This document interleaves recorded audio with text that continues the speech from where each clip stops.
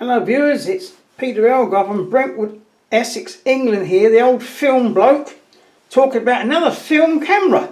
And this is another one I have on loan from my camera club member, friend who gets them at car boot sales. This is another German one. Comes in a posh case. So we'll see what it is. It says Zeiss Ikon on it. That's posh. Nice condition case. What is it? Look at that. It says CONTINA. It is a CONTINA matic actually. I've had to do some research because there's loads of different CONTINA cameras. I've done a video on my one I have already. But this is called a CONTINA matic because it has a built-in exposure meter, selenium cell, which is under this little flap here. And my one doesn't have that, but also this one you can take off the front element like on the Kodak Retina cameras. By pressing this tab you can take off the front element and fit another onto it. That was the focusing. My friend showed me actually how to do it earlier. Look, there's the front element off now, and you can fit another one. So we have to put it back with a red dot to the red dot here. Be careful we don't break anything because it's only on loan. Yeah, there we are. I think we're back safely.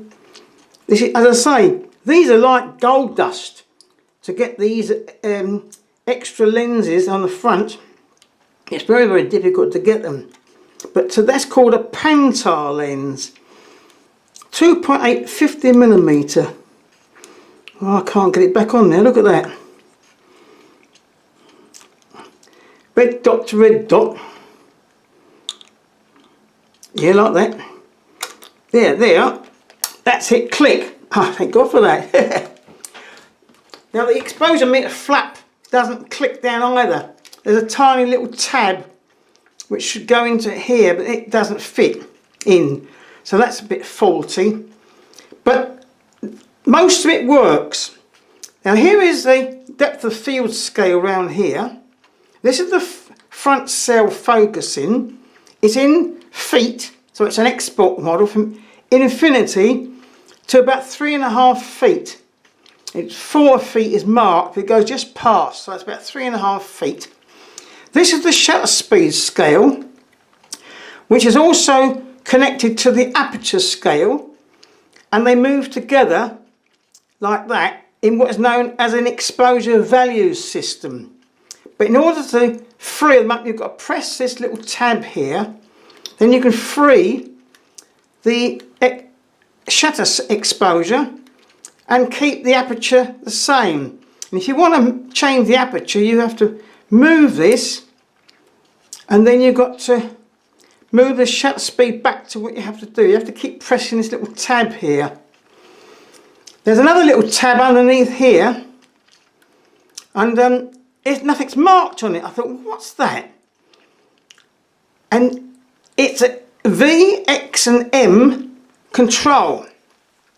V is delayed action, X is X synchronization, and M is M synchronization for flash bulbs. But in order to see what it is, there's a minute little window here that says X at the moment. So you have to look in that tiny little window to see what the synchronization is.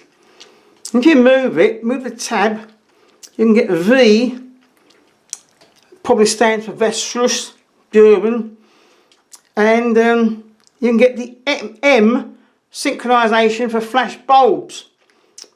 And the actual delayed action does work.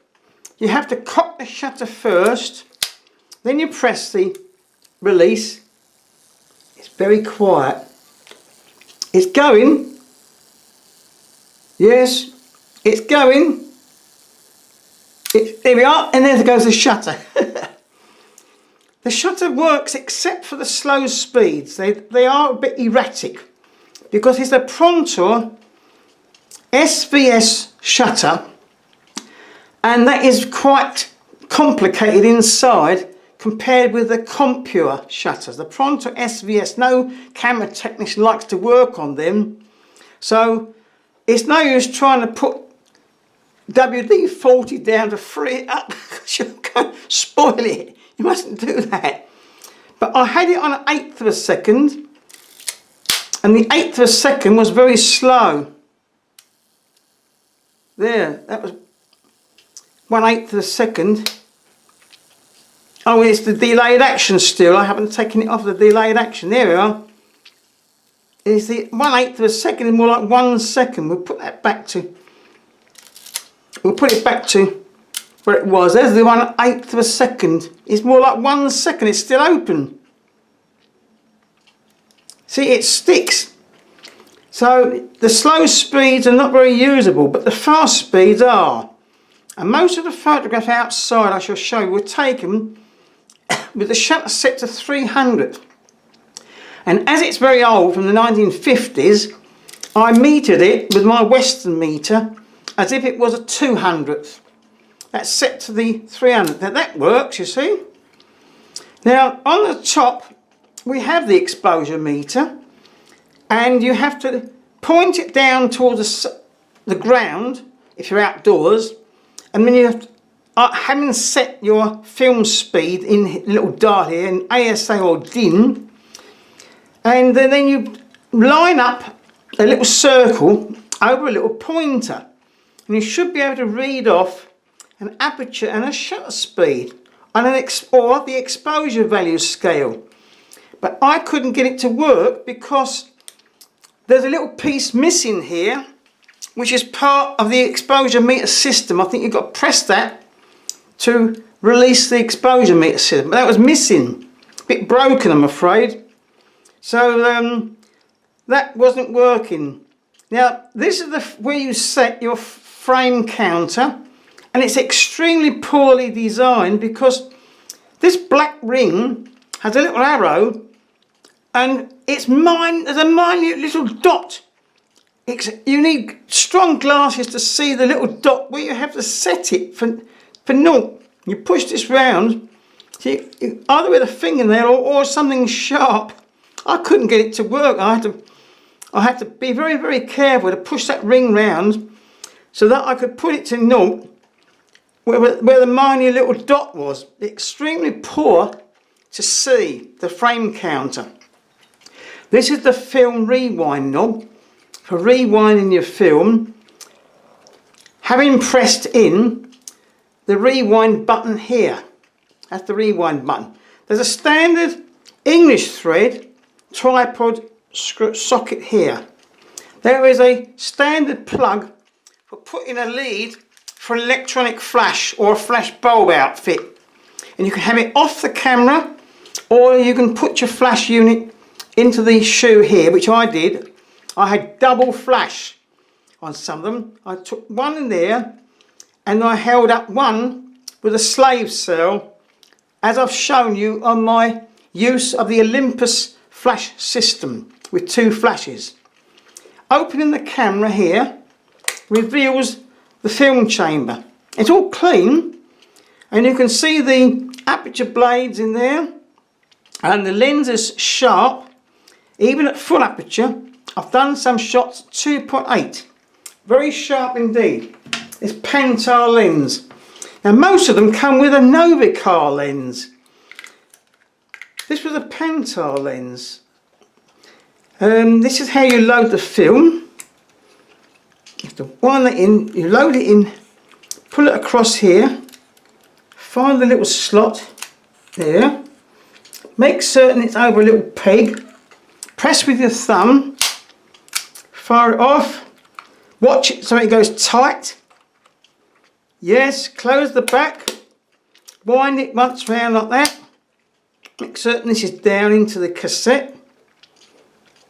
Then you should be able to set this dreadfully designed frame counter.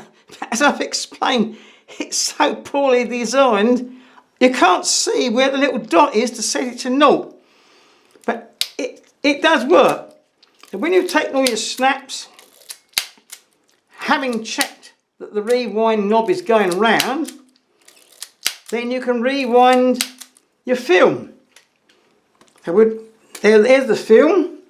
You press the rewind button here and it frees the clutch. Then you can rewind the film back into your cassette as usual. Now, if you're new to film, you don't do this with the light on, of course. This is a demonstration film which has already been exposed to light. You have to do that with the back closed. So many people who are new to film can make mistakes, but it's quite a good little camera, except whoever had it first didn't look after it very well, so the little bits on it are broken. But here's some prints taken with it. That was indoors, and it's a table lamp on a tripod at the 1/8 of a second setting at f11, and it came out quite well. That's minimum focus distance. Here's a gentleman outdoors I took at 2.8 with a 300th setting, and the camera was at waist level. Here is a mural which we have up on our pub wall for Remembrance Sunday. There's the aircraft and there's British soldiers. That was at 2.8 as well. And then this one is a chapel of Brentwood Public School. You can see the bricks. This was at 2.8 in dreadful light with a 300th of a setting, but every brick is resolved at full aperture. I took one at a 30th at f11 to see if there's any difference with the sharpness, but there was, because I got a bit of camera shake because the 30th was so slow. But that one is amazingly sharp. Now, indoors with 2 flashes, I took this one. My wife's got about 30 Father Christmases. There's one flash on that cold shoe and one held up with a slave cell. That was at f16. And here's another one of a Christmas tree. And these are all darkroom prints on black and white film. That's why they're not in colour, because they're on black and white film. But just for test purposes. And here is one, my friendly tiger that I use. And that was at f16 indoors with 2 flashes. So one flash is going that way, and that flash was set to f8. And the other flash is coming down this way, and that flash was set to f16, and the camera aperture was set to f16, and the shutter was on 300th because it synchronises at all speeds. So this is the 1950s Zeiss CONTINA matic camera, and as you see, it gives some very good results, but I've got to give it back to the gentleman who loaned it to me. But I did have some fun with it, and I hope you've enjoyed this little diatribe about this wonderful little 1950s camera. So keep watching. Bye bye for now.